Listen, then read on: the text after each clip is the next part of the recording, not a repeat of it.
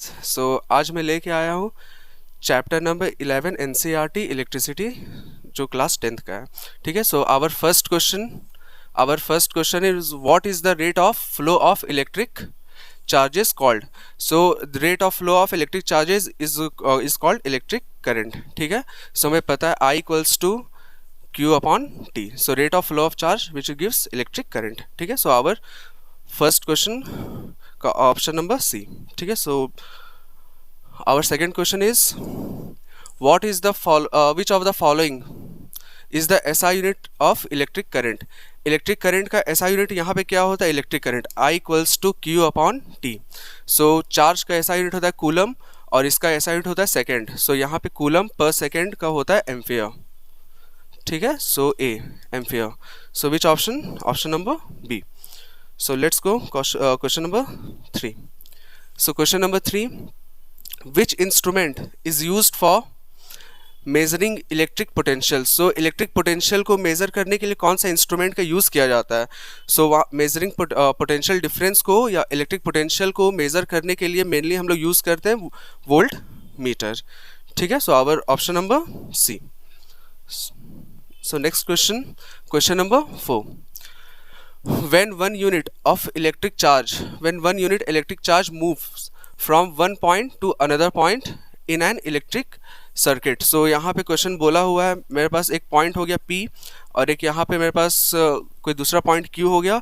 So electric charge को यहाँ से मेरे पास यहाँ पे यूनिट पॉजिटिव चार्ज है प्लस Q. सो इसको यहाँ से लेकर यहाँ पे लेके जाया गया. उसके बाद फिर यहाँ पे क्या पूछ रहा है, what then the amount of work done. So यहाँ से इस चार्ज को उठा के इस पॉइंट से उठा के इस पॉइंट पे लाने में जो वर्क डन हुआ, तो उसको ये जो वर्क डन होता है ये पोटेंशियल के बराबर होता है. ये जो चार्ज को हम लोग इस पॉइंट से इस पॉइंट पे लेके आते हैं तो ये वर्क डन किसके बराबर होता है, जो यूनिट पॉजिटिव चार्ज को लेते हैं तो वो जब Q इक्वल्स टू 1 हम लोग लेके चलते हैं तो वो किसके बराबर होता है, वो पोटेंशियल के बराबर होता है. So our option is potential difference.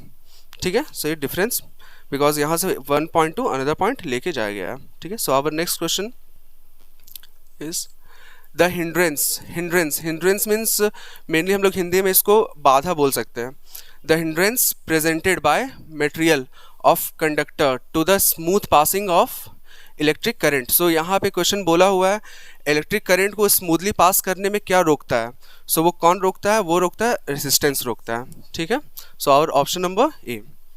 So our next question number 6. The resistance of a conductor is directly proportional to the. so resistance of a conductor हमें पता होना चाहिए. जो resistance of a conductor वो directly proportional था length का. resistance of a conductor inversely proportional था area of cross section का. ठीक है, सो यहाँ पे आवर ऑप्शन डी. सो resistance is directly proportional to the length of a wire. so our next question number 7. The purpose of a rheostat क्या करता है. रियोस्टेट हम लोग को यहाँ पे मेरे पास एक ऐसा सिस्टम हो गया, रेसिस्टेंस हो गया और यहाँ पे एक रियोस्टेट लगा होता है. तो ये क्या करता है, ये रेसिस्टेंस को चेंज करता है. रेसिस्टेंस चेंज होने का मतलब या तो वो रेसिस्टेंस कम होगा या कम करता है या रेसिस्टेंस को ज़्यादा करता है. ठीक है, so either will be increase और decrease of the magnitude of current. ठीक है, सो जब रेसिस्टेंस कम होगा तो magnitude of current will be increase और जब रेसिस्टेंस ज़्यादा होगा तो magnitude of current will decrease. ठीक है, so our option C. So next question number 8. Point to be kept in mind for verification of Ohm's law. So हम लोग को यहाँ पे ओम्स लॉ के बारे में कुछ दिया हुआ है. सो वो चीज़ हमें बताना है. Ammeter and voltmeter should connected in series. नहीं, बिल्कुल नहीं.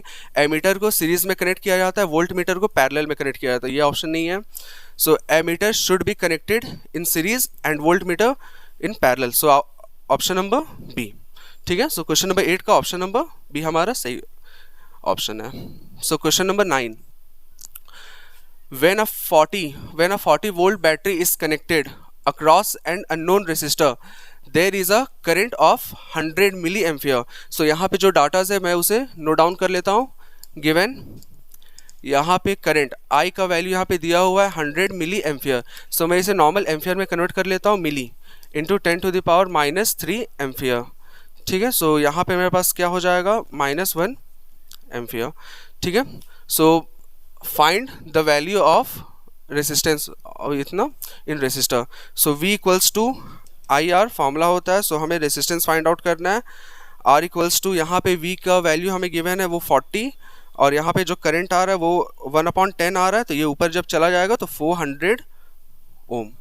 सो ऑप्शन नंबर ये 400 ओम होना चाहिए। सो यहाँ पे 800 नहीं होगा, ये 400 होगा। बी ऑप्शन ये 400 ओम होना चाहिए, ठीक है। सो ऑप्शन नंबर 9 का जो आंसर होगा वो 400 ओम होगा, ठीक है। So our next question, question number 10।